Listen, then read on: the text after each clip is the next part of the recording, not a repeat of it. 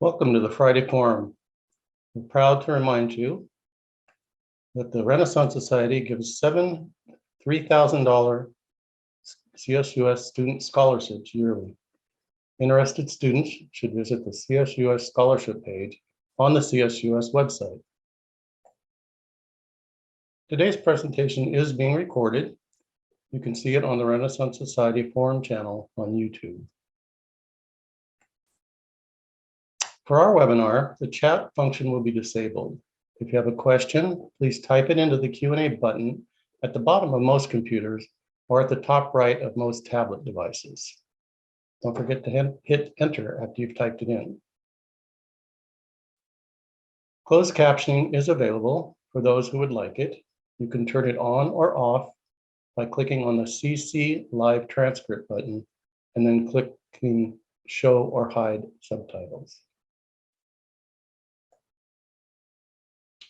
And now let me share a little information about our speaker. Cheewa James is a Native American born at the Klamath Indian Agency in Oregon. She's the great-granddaughter of a Modoc War leader. She was a consultant in the Oregon Public Broadcasting production of the Modoc War, fought in California's Lava Beds National Monument. The war documents the most expensive Indian battle ever, considering 50 to 60 Modoc warriors stood off more than 1,000 soldiers by war's end. The Modoc War will be celebrating its 150th anniversary next year in 2022. This forum will be moderated by Sac State Assistant Professor, Dr. Soza War Soldier from the Ethnic Studies Department. But before we start the presentation, I'd like to share with you a brief introduction from the Oregon Public Broadcasting video that will help you understand a little more about the Modoc War. With the Oregon Historical Society.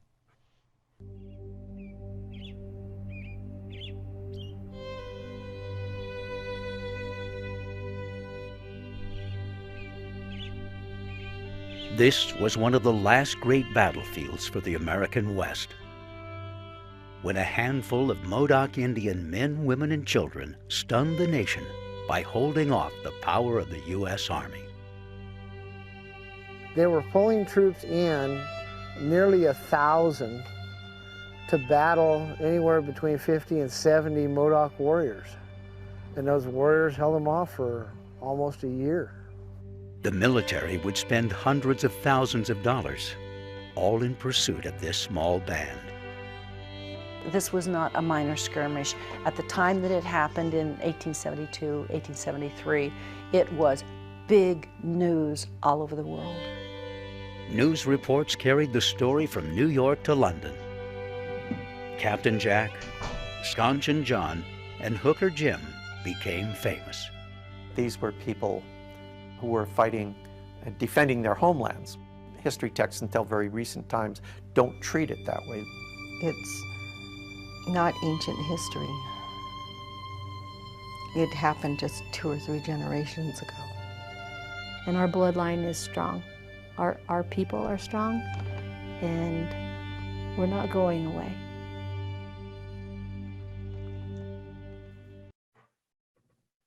And now I'd like to welcome Cheewa James and Professor Soza War Soldier. Wonderful, thank you so much. Welcome everyone. Before we get started, I wanted to go ahead and also mention and recognize that today is California Native American Day. This is a date that has been marked and really sort of celebrated that traces back to the 1930s when then Governor Colbert Olson indicated that it was Indian Day. This then by 1968, at the time, Governor Ronald Reagan declared that every 4th Friday in the month of September would be recognized as California Native American Day. So again, welcome to everyone. I'm really excited to have this conversation with Cheewa, and so I'm just going to dive in. If anyone has questions, please make sure again to reiterate to go ahead and type them in the Q&A box, and we'll have time to get to those before we end. So the first question for Cheewa that I have is, what motivated you to write this book? Also, I understand that the recent malicious California fires played a part in the story of this book and also your life. Right. Well, I was born the Klamath Indian Agency in Oregon. I'm not going to tell you the year. I think you figure out how old I really am, but I'm old enough to really know the history because I lived a lot of it. And when you live on a reservation, you're actually there, you know, it becomes much more real to you. And even as I'm talking, I have to talk, Aunt Jenny.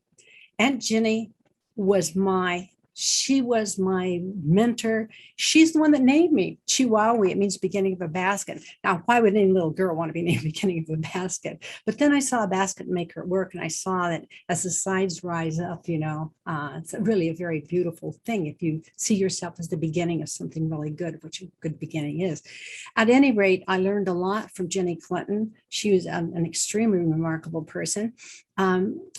You know, the reservation, the Klamath Indian Agency, 1866, it was founded. So it was really old, although a lot of it was in disuse and everything. But on October 8th of last year, it burned the ground. It was a very sad thing. When I went to my hospital, you know, I used to sit there and talk to my mom. She used to say childbirth doesn't hurt a bit. I used to tell her I learned differently. But anyway, I used to sit on the steps and talk to my mom. It's not there anymore. The same day exactly in Happy Camp, a terrible fire hit there, wiped the town out in essence. And it destroyed my publisher of the book. And you can see a picture of it in the background, Modoc, the tribe that wouldn't die. It was gone, every piece of it. And yet they found a way to resurrect it by taking an old copy that one that's already published and getting a duplicate. So this fall, it will be back in business. And I'm so glad, not because it has anything to do with me. It's just that there's history and there's photographs. There's a picture of Jenny Clinton, for example, the only one I think known to, you know, to historians today. But also, I was a ranger in the Lava Beds National Monument, you know, Smoky Bear hat, badge and everything. And I actually was in the battlefield. And when you walk, when you see the dust kick up, you know, and when you have the feeling of it, you feel very strongly about what happened in that war. And then I was a certified, I just haven't used it in many years, a certified high school teacher. And I wanted to write a book that people wanted to read and that young people would enjoy. So there's fictionalized bridges throughout it. And in the very end, I wrote on the ancestral Modoc. So people, parents, teachers can go back, you know, and touch on that.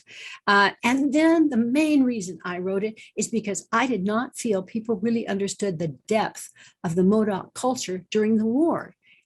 So much of the war, you know, happened because they were Modocs and their religion, for example, curly-headed doctor, their shaman, he put a red rope around the whole Modoc fighting area, Captain Jack Stronghold. He said, no Modoc will be killed as long as there's nobody no soldier crosses this rope. Well, none did. So they believed throughout the entire war they were invincible because of that Modoc belief.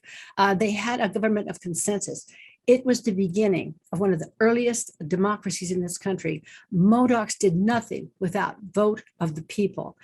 Women could not vote, nor could they hold office, but they were invited to enter in, which at that time, you know, was even unique in itself. So it just was a chance to expose people to a different element maybe than what they'd had before, looking at the Modoc War. And I so appreciate you sharing, right, a bit about how for you this history is deeply personal. And that ties into really the next question. What did you learn when writing this book? The first thing I learned is in depth, I learned about people other than the Modocs. The settler women, I got to know them. I got to know their children in reading and study. When you're a historian and you're a writer, the underlying thing you have to remember is truth. If you are not truthful, if you do not research, if you do not know, you do not use it. And so it was, I got to know the settler women. I got to know the soldiers. There were 2 soldiers' letters that I was able to access that were given to me. I mean, long ones involved. I got to know them so well. And I think as a result of that, of course, I want the Modocs to be understood, but I also have a heart for the settlers and for the soldiers, and even, you know, from some of the government officials that did, you know, so much to help. The other thing I really learned is how very expensive this war was. We're talking to get the Modocs out of the Klamath area. and sent wherever they were going to send them. It cost, in their money, $10,000 per Modoc. And that's without even the soldiers' wages being in there. In today's money, that's $300,000 per Modoc. That's what it took in this country to get those somewhere between 50 and 60 warriors and their women and children out.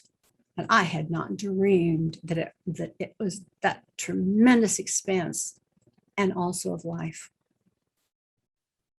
Great. And so that also sort of, you touch a little bit about that as far as finding and locating primary sources that had never really been sort of examined or evaluated. So what kind of research did you do, and how long did you spend researching before you started writing the book? A long time. I think in my life and in the back of my mind, I think I was always researching and studying and learning, and I began to take notes.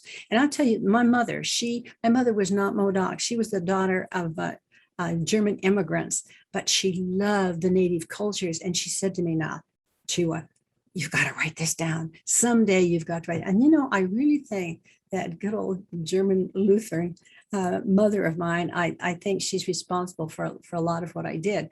But how did I research? Well, obviously you have to read every book ever written on it. But beyond that, what I did, because there are still Modocs alive, I interviewed Modocs. Half of my book is on the Modocs after the war. What I realized is other authors, they think it ended with the war. It did not end with the war. It was the beginning of something far more deadly than that war to the Modoc people that were taken as prisoners of war to Oklahoma Indian Territory.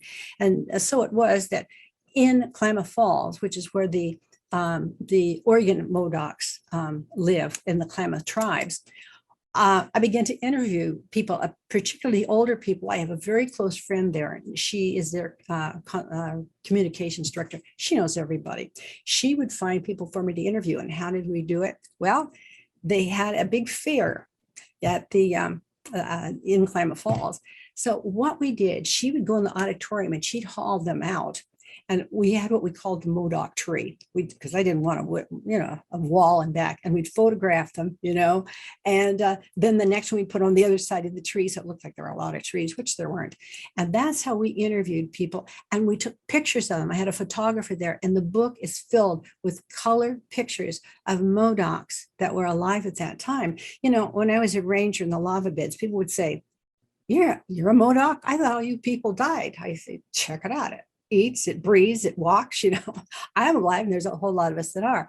Then I also worked with the tribe back, the Oklahoma tribe, where the people that were sent back as prisoners of war, where their descendants lived. And I was able to get, a few things there.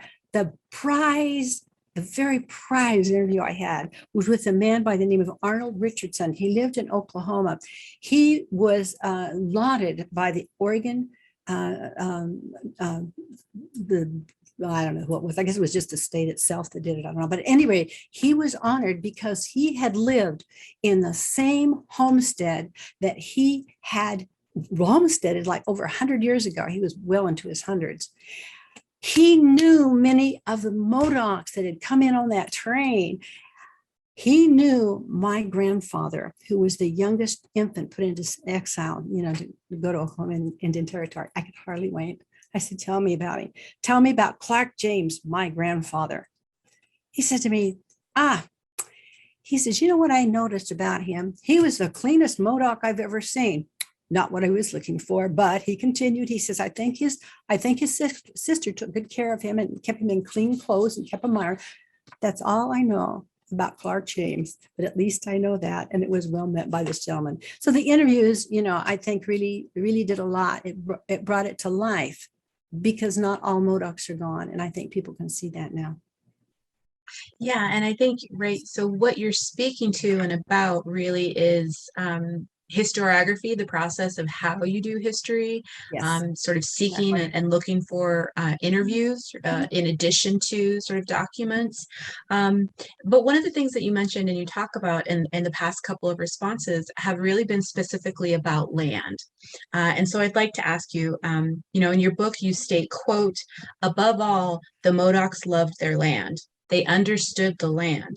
It was in every sense their world. The environment could sometimes be adversarial, but Modocs knew ways to cope. It was that knowledge that also made them powerful in combat. So could you expand a bit on this sort of connection that you're speaking to for Modocs to their homeland? Mhm. I think that most Native people in this country have that affinity for their homeland. In the case of the Modocs, experts have told us they had lived there between 10 and 15,000 years in the same spot, which is in Northern California and over into Oregon.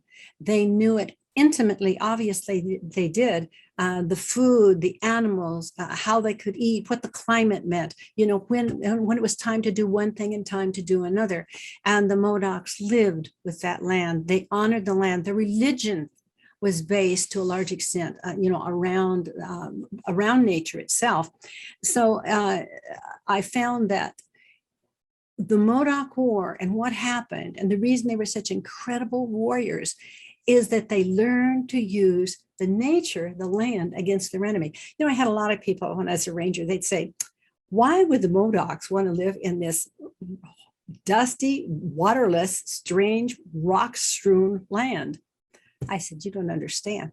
This is where they took their stand. This is where they chose to fight. Where they lived was lush land and water, everything. This is where they fought. You see, the Modocs knew that lava rock was like knives piercing into people.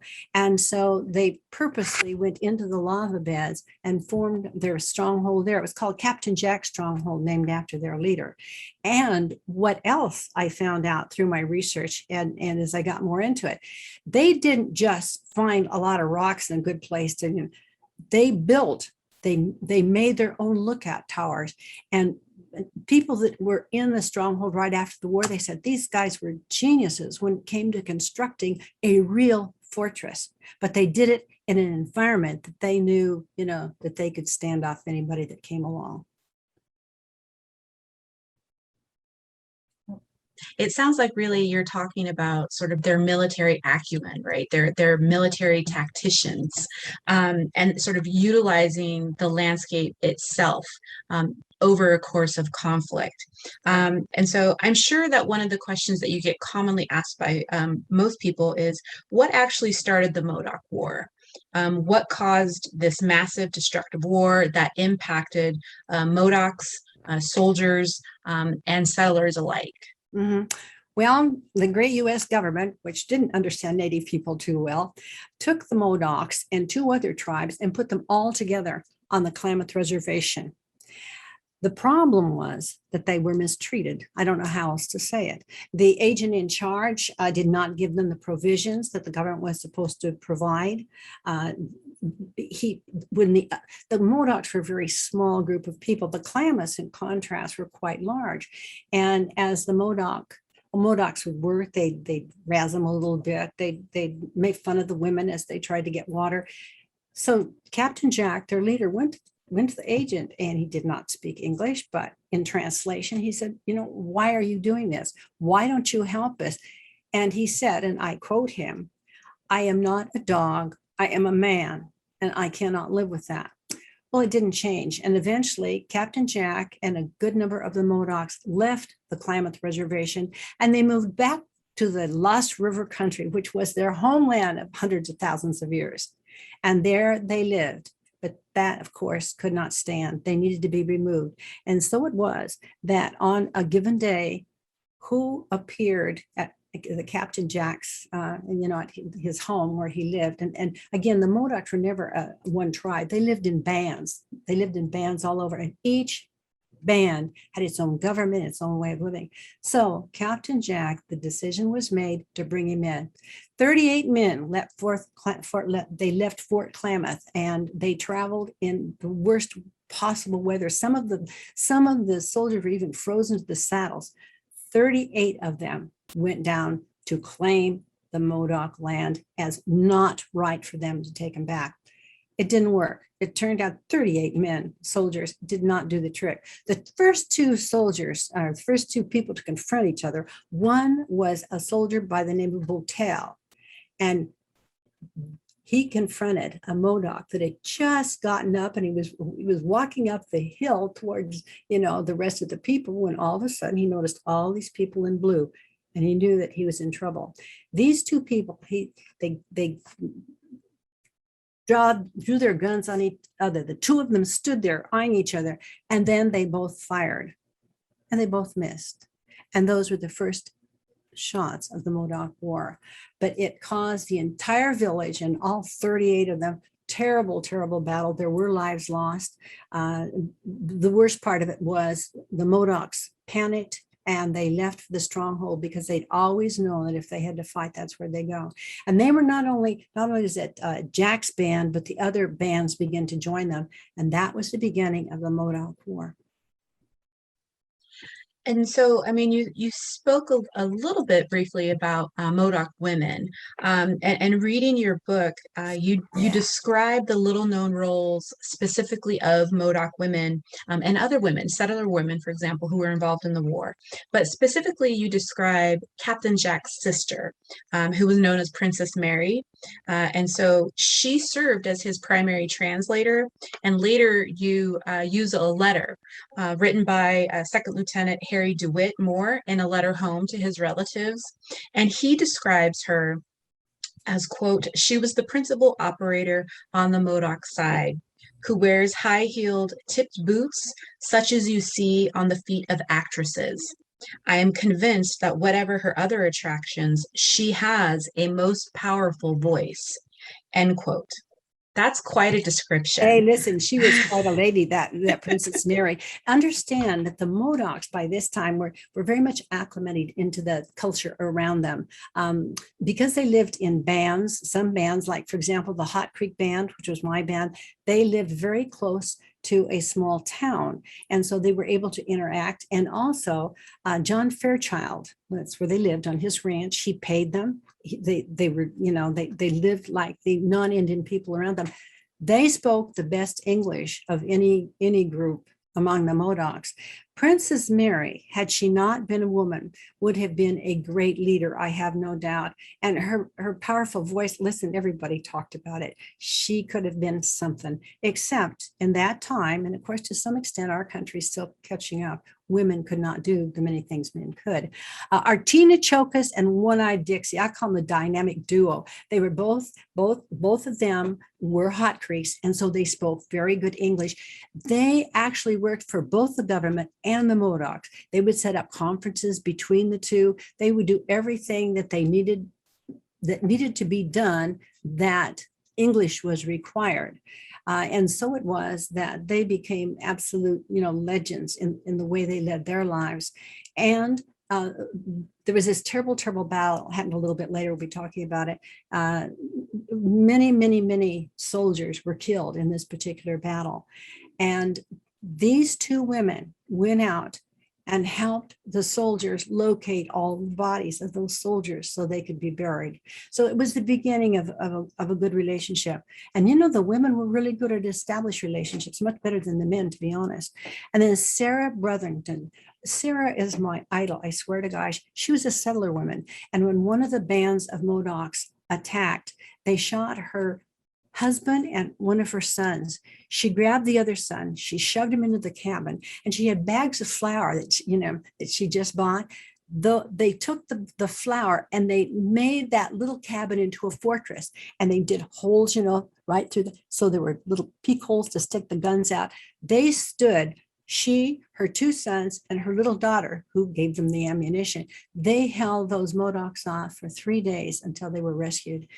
Like I say, women in this war were remarkable. My own great-grandmother, she was Shack Nasty Jim.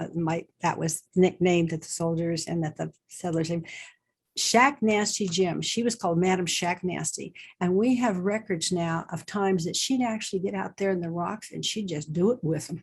So I think we underestimate women a lot sometimes in our cultures, but in the Modoc War, they were out there. They were out there. Yeah. Yes, and so right, sort of describing Modoc women really as being extremely brave and very fierce, Yes. and sort of bringing those voices and those stories really to, I think, the attention, right, to readers, to viewers in the documentary who maybe had never heard of that before, which I think is so key.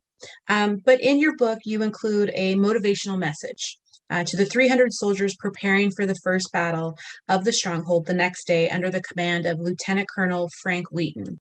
Quote, "We will be prepared to make short work of these impudent and enterprising savages. I feel confident our guns will astonish and terrify the Modocs." How did his prophecy work out? Not well. You already know, because I've told you, and they didn't know, that the stronghold was a lot more than what they thought. In other words, very well fortified. And nor did they realize how strong the Modocs were in terms of a fighting power. It was very foggy that morning, the first stronghold battle. They went down off of the rim of the canyon, and the lower they got, the more fog they ran into. It got worse and worse. There were people, men, soldiers, they weren't sure they were firing at their own people or at Modocs. And all of a sudden, a voice rang out, and it said, hold up, let's not go any further, let's hold up. And everybody stopped. It was a Modoc. His name is Bogus Charlie. He spoke fluent English, and throughout the war, he would offer commands, and the military actually trained their men to try to recognize his voice because there was total chaos. One young soldier shot himself in the leg so he could be out of service. Another one literally ran. He just literally turned and ran. It was a disaster for the military. There were more deaths, there were more injuries, and they realized that they were not dealing with the same people they thought they were going to be dealing with. Yes, and again, to sort of reiterate, right, sort of this idea of what the military leaders imagined was going to occur, right, and then what actually did occur, right, once they proceeded. So at one point in your book, you describe in the war, a peace commission was established composed of Modoc's military leaders, government officials, and community representatives. Mm-hmm. On Good Friday, April 11th, the commission met in an outdoor setting in the lava beds. You say this was a huge game changer in the Modoc War, totally altering its path and sort of the outcome of its path. Absolutely, it did. Why? All right, first of all, General E.R.S. Canby, he was the commander of the department for the entire area through California and Oregon. He was one of the commissioners. Elijah Thomas, he was a minister. He was a Methodist minister, and he joined because he was a good thinking man. He wanted peace, and he felt he could help. Leroy Dyer was the agent at the agency, and then Alfred Meacham was the former gentleman that oversaw all the Indians in that general area. These four men met with a group of Modocs. They erected a tent, but that tent was in case there was inclement weather, which there was not.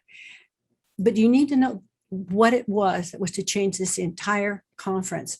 And this happened back in 1852. There was a man, and among Modocs, his name was Ben Wright. He was an Indian hunter. And at one point, under a white flag of peace, he went into a Modoc village, and there he killed 30 of them. There were never more than like 200 or 300 ever among Modocs. That 20 or 30 children, women, that is what they thought of a white flag of peace. Now, I talked about what a consensus they had. The night before the concession, before the meeting took place, the Modocs met. Let's vote. What are we going to do? Some said, well, let's try to work it out. But most said, no.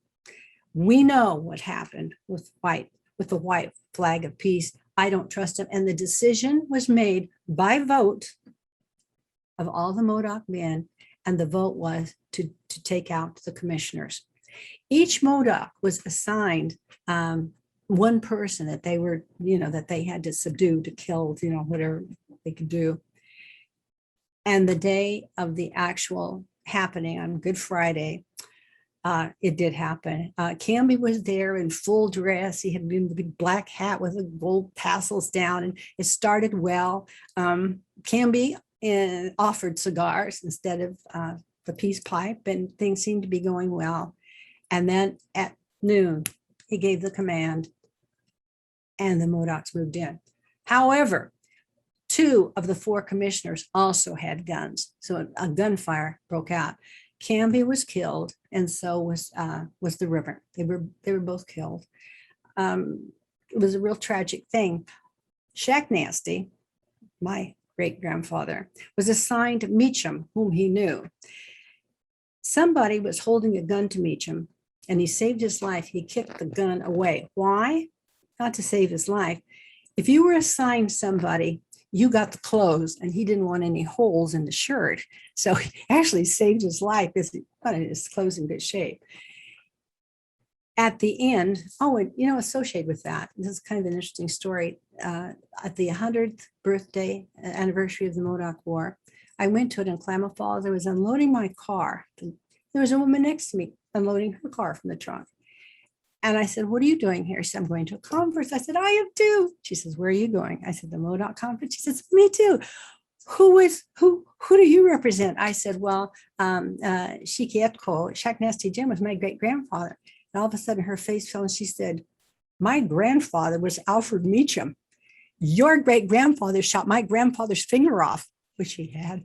I said, "Oh my God, I'm so sorry. Let me apologize. I'm very, very sorry about that." We became good friends. But at that time, of course, when it happened, they were not such good friends. It was the end. That was the beginning of the end of the Modocs. There was no going back now. And the war was to proceed in very ugly ways for both soldiers and for Modocs from then on. Right. And certainly when there reaches a point with any conflict, war, and battle, right, there is eventually generally death. And so you describe, quote, Captain Jack, Boston Charlie, Shonchin John, and Black Jim were all found guilty of killing General Canby and Reverend Thomas, and were hanged on October 3rd, 1873. Can you share what is the Modoc belief about their heads being separated from their bodies and their homelands, and ultimately what became of their heads that were removed from their bodies, and were they repatriated, returned back to the Modocs and the Modoc homeland? First of all, the Modocs did not believe in burial. That was a terrible thing to happen to those 4 men. They of course, they cremated. That was their way. But you need to understand the actual trial. At that trial, they had 5 jurors. Those 5 jurors were all officers in the government officers that were fighting against them. That was the jury. There were no any legal help for the Modocs, of course. Several of them, there were 6 of them in the beginning. 4 were finally killed, but they drop off their chairs and climb down on the floor and sleep. It was not anything like you would think. Oh, here's another thing. All of them had guns. It was not a very fair trial. And I would say the one thing in the Modoc War that people are still agitated about, it's that trial. But they were hung, all Modocs, even the children, the entire tribe, and all the Klamaths were forced to watch. There was even an elementary class over in Ashland, Oregon, that came over the hill to watch it. So it was a whole different way of looking at life. Their heads were taken off and they were sent back to the Army Museum in Washington, D.C. Then they were transferred to the Smithsonian, and the Modocs were told if somebody took the heads, they would release them, So one is Sconchin John, he was second in command. One of his relatives went.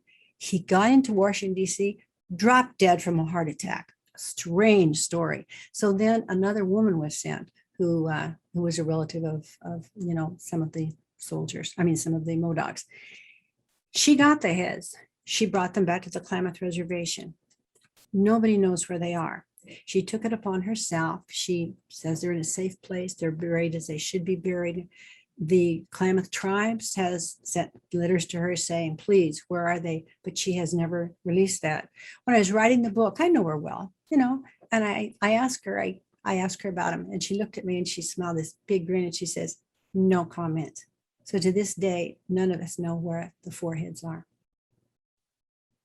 We have time for one last question. And so this is, your story continues 10 days after the hangings, when 153 Modocs, men, women, and children, left Fort Klamath as prisoners of war.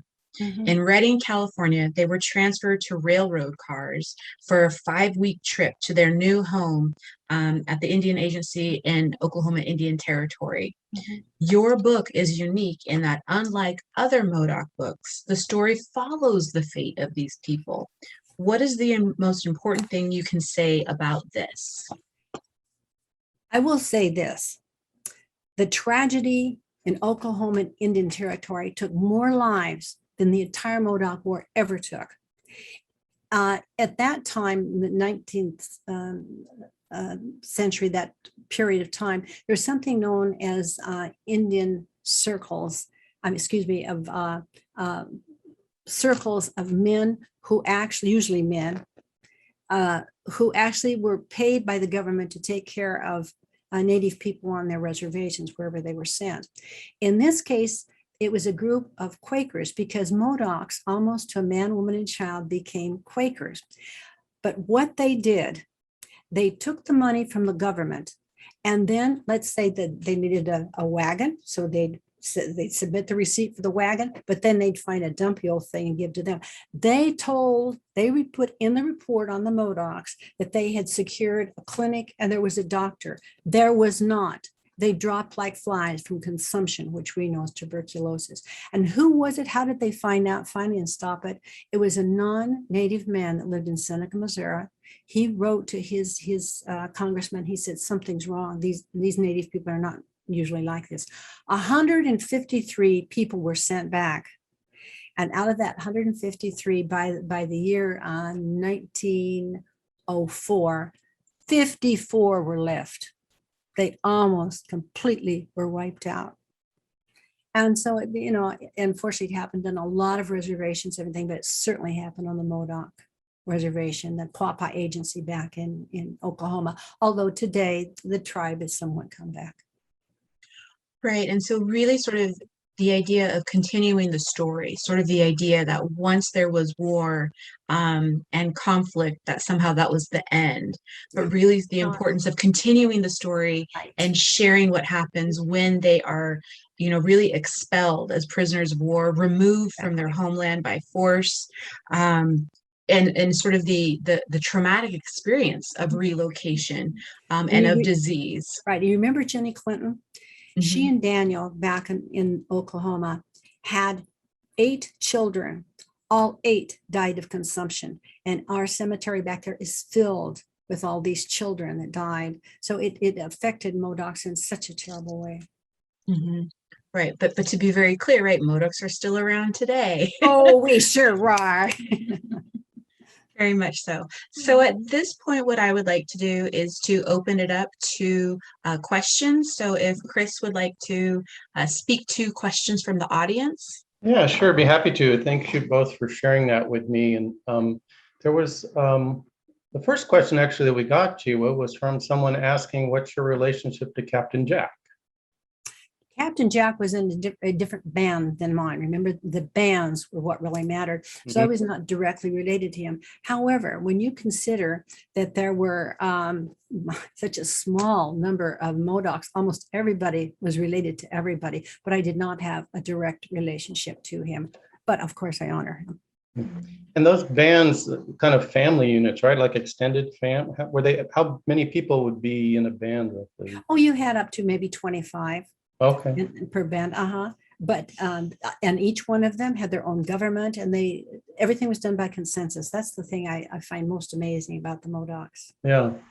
Were they very That's the right word. Did they move around a lot? Were they, there's a word for that, I'm drawing a blank, but Well, they had their winter lodging and their summer lodgings, and it all, again, going back to being part of the land. They traveled where the food and where the things were that they needed. They built summer homes and then they go to their winter homes. mhm. Yeah. And someone asked, and I think there was actually two questions that sort of related to the same thing. Where are Modoc Native Americans living today? And the other question, are there Modocs living back on their historical land?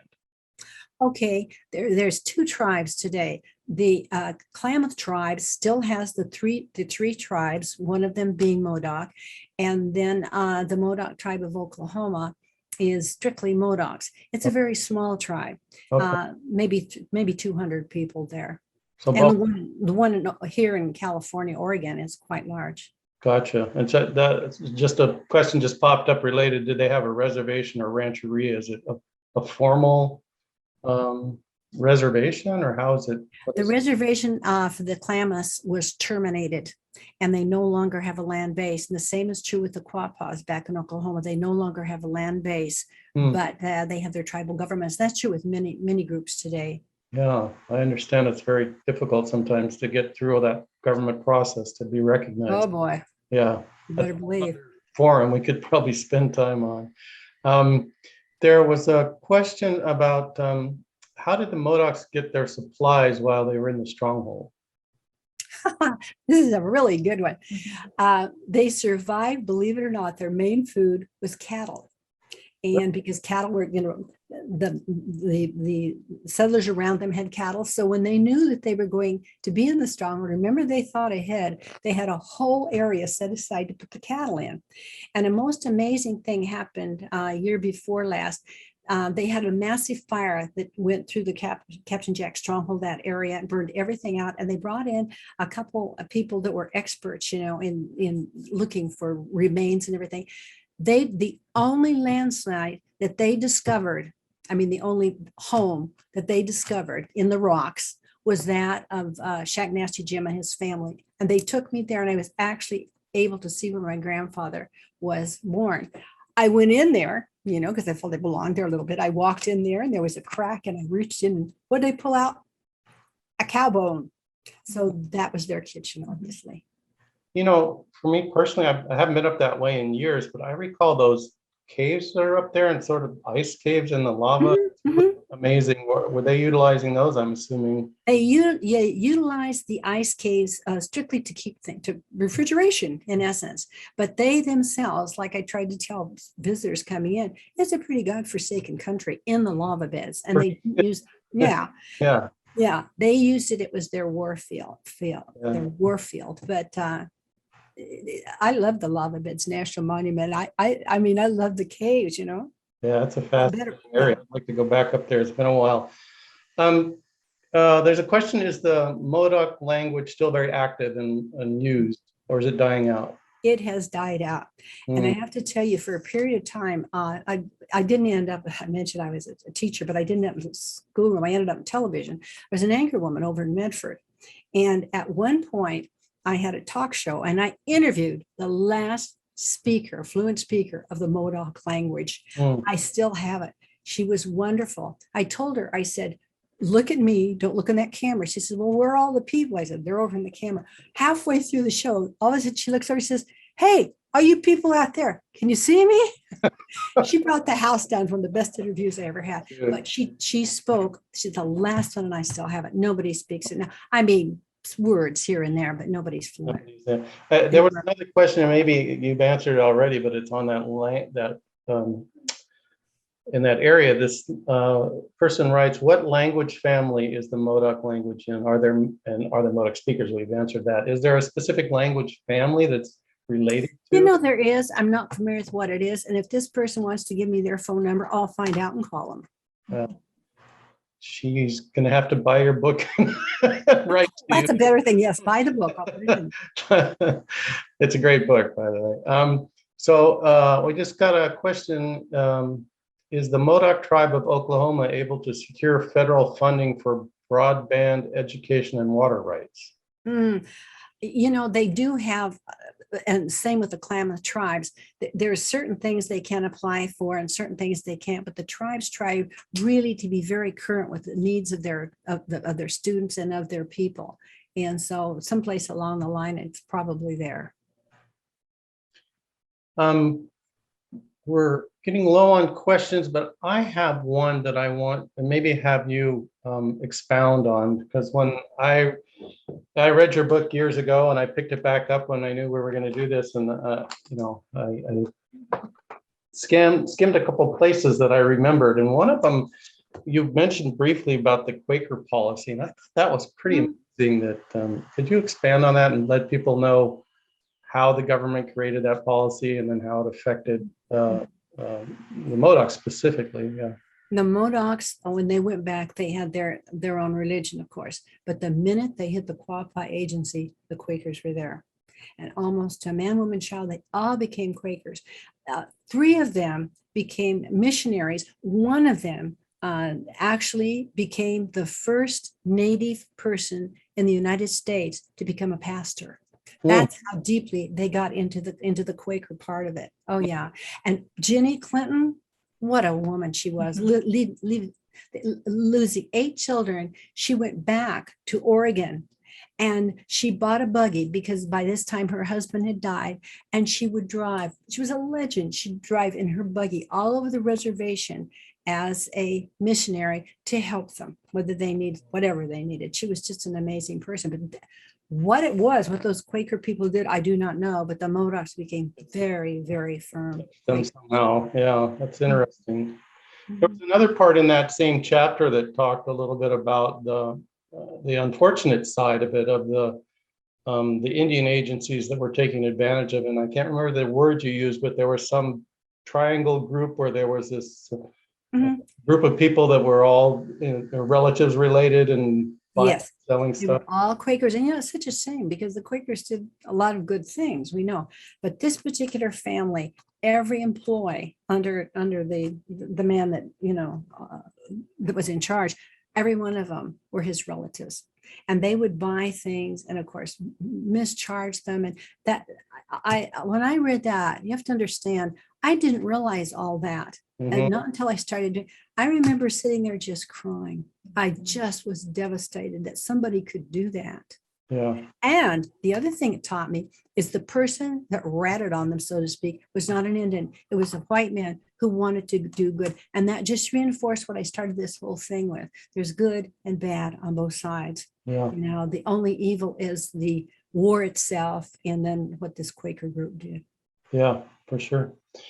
Speaking of that, someone asked, and by the way, anybody can type into the Q&A any questions you have. Please feel free to do that. Okay.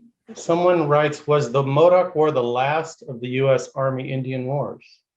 No, there were some beyond that. It was not the very last. No.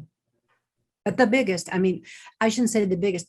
I still have not recuperated from what it cost to bring these, you know, Yeah, they just would have paid them that.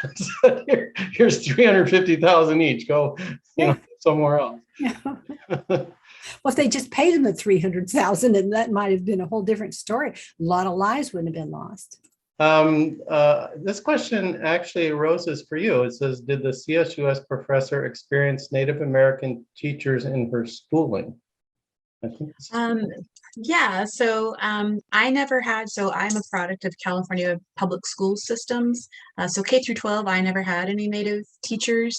It's when I went to get my undergraduate degree at UC Davis that I encountered my first Native faculty member, and that was through the Native American Studies department. I had Stephen Crum, Dr. Stephen Crum, who's Western Shoshone, for an introduction to Native American Studies class. And that's I would say, a somewhat common experience for lots of Native kids, that it's really, and just sort of like non-Native kids too, it's really not necessarily until you enter college or, you know, go to a university, that you have Native faculty members and really have the centering of Native stories and experiences and voices in what you're learning in the curriculum. Because California has, most of you who were raised in California, probably the most famous unit that we're all familiar with is the 4th grade mission unit. But there's certainly much to be desired than just sort of that. And that's why I really enjoy Cheewa's story and sharing her book, because there's not one singular story for all Native people. And so it's really about highlighting, for her, it's the Modoc. For me, it's really sort of looking at, specific organizations in the 20th century, to really bring to light, again, sort of the histories and the stories and the voices that for too long have really been overlooked.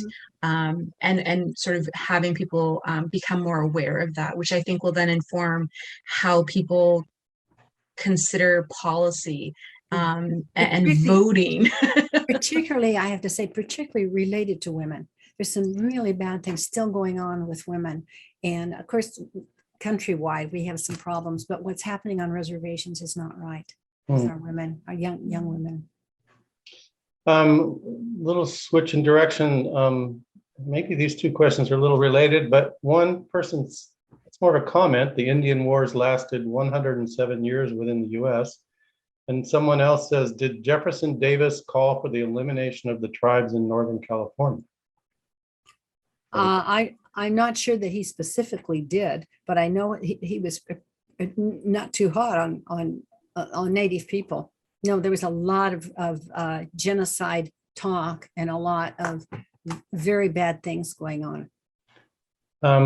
One quick question. It's almost a question. I don't know. She says, I'm not clear how the Quakers were bad for the tribe. I don't think you actually said they were bad. No, Quakers did. They're like anything else. Like I said, there's the good and the bad. The Quakers that caused the problem was this small family who saw an opportunity to jump in and make a lot of money. Right. The Quakers that worked with the others to bring them the Quaker religion were very decent people. And I know that I was up in Portland, Oregon, because the Modoc that became the pastor that I mentioned, he got consumption, and so he jumped on the plane or the train, and he was trying to get back to the Oklahoma tribe, because his son was still there. He died in Portland, Maine, and the Quaker people took him in, and they all talked about how his body was so scarred from the war, but they took care of him and took care of him so beautifully, and he died in great peace.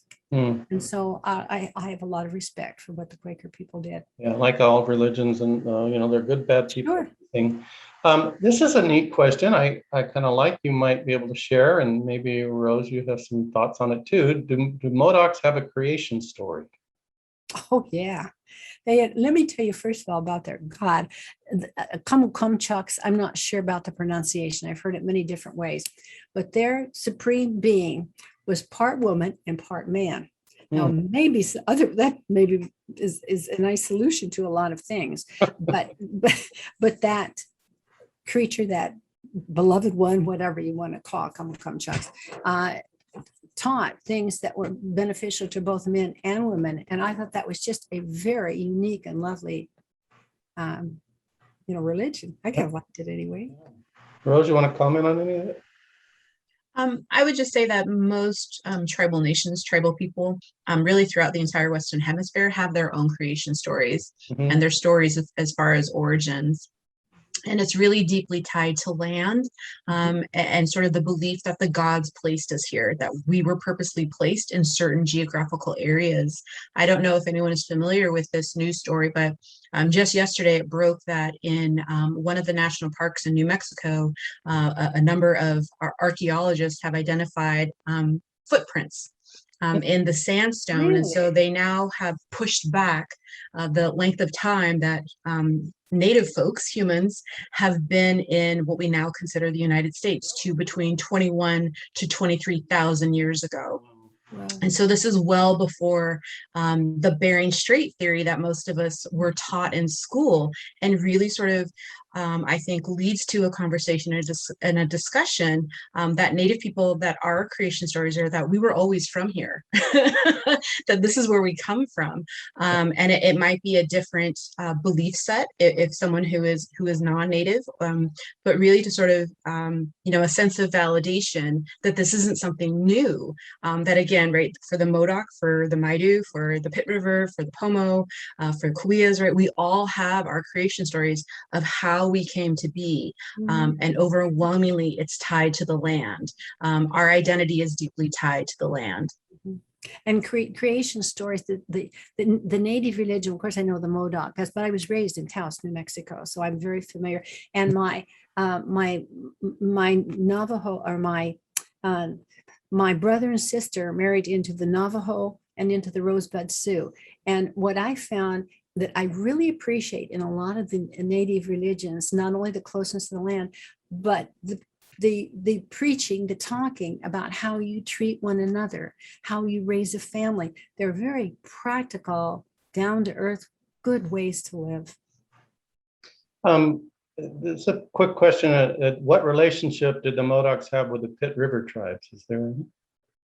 As far as I know, there is no big problem. I mean, I'd have to do a little research on that one, but I know no problem. Yeah, maybe that's something.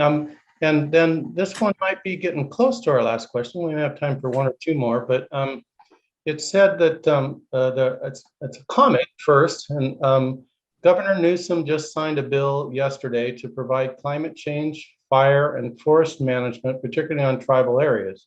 Any suggestions on how we can build tribal capacity to access these resources, particularly the Modoc community in California? Of course, the Modoc community has had like 3 different fires. I mean, it's getting so we live with fires more than we live with trees. And I know up on the with the Klamath tribes, they with their young people, they have they really emphasized the firefighting, things to do, ways, they're very actively involved in that with their young people. And I would just like to add that, again, a number of tribal people had traditional burns. And when you have California become a state and Americans, they outlawed traditional burning. And really to sort of think about that, had tribal people been permitted to continue our cultures, perhaps you wouldn't have such large fires now. And there has been a return that I'm extremely happy that the governor has signed this legislation, but there've already been for the past couple of years consultations by CAL FIRE with tribal cultural practitioners about to recognize when and where and how to burn, how to actually, this is a way to manage the landscape that perhaps non-Native people previously did not recognize was important and had a role. There's for anyone who's interested, there is a professor who is California Indian, Don Hankins. So he's up at Chico State. You can look into his research and what he's done. And really quickly, because I know that I saw in the chat, someone had a question about sort of what the history of the state of California. There's a Sac State professor in the history department, Brendan Lindsay. And so he published this book. It's a few years old now, but it's entitled Murder State, California's Native American Genocide, 1846 to 1873. And so if this is something that you're interested in learning more about, I would highly recommend this book as well. And I have another one, a friend of mine who wrote on the Modocs. He felt that, you remember that tribe, I mean, that when they went to court and how bad that was, and as a result they were all killed, he used that as a springboard, and he's now found places all over California, just like this author did, where genocide was a very common thing. Yeah, it's a sad story. Well, thank you both for sharing this story with us. It's been very enlightening for me, and I'm sure for everyone else. So as a small thank you, the Forum Committee would like to give each of you a 1-year membership to the Renaissance Society. And we're also making a donation in your name to the Seth Nelson Student Emergency Grant Fund. So, oops, my slide went away. Let me get to the right spot. And as a reminder, today's presentation was recorded on YouTube And you can see it if you just search for Renaissance Society Forum channel on YouTube, it'll pop up. So people can feel free to do that. And next week's forum, Friday, October 1st, we're going to have Dr. Mary Lee Vance, and she'll be talking about the disabled civil rights movement. And Dr. Vance is the director of CSUS services for students with disabilities and has held multiple administrative roles at several 2- and 4-year colleges. She's also the lead editor of Beyond the Americans with Disability Act. She will address the intersection of race, disability, civil rights, and the reason why disability is a normal, positive, and natural form of human diversity.